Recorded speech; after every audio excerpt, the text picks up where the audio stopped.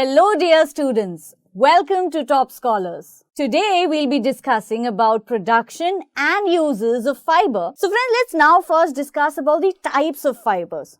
Fibers are broadly classified into natural fibers and synthetic fibers.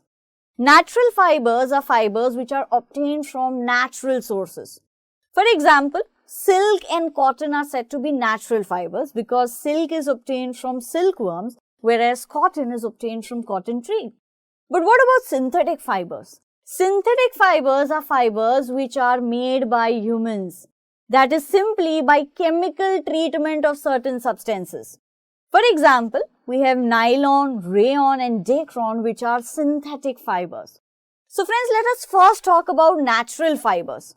For example, if we talk about silk, silk is a natural thread. That is, silk is a natural fiber. From where is silk obtained? Yes, silk is obtained from an insect called cocoons of silkworms.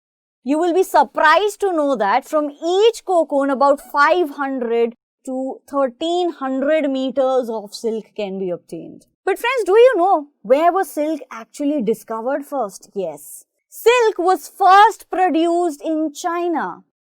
Now friends, let's talk about synthetic fibers. As we said, synthetic fibers are fibers which are made by humans, that is through chemical processes. So synthetic fibers are fibers which are made by humans through the chemical process. And innumerable kinds of these synthetic fibers and threads are now available in the market. For example, nylon, Dacron, which is also known as Terylene or Polyester, and the next one we have is Rayon. These all are examples of synthetic fibers, that is man-made fibers. To learn more about this topic, download Toppscholars app.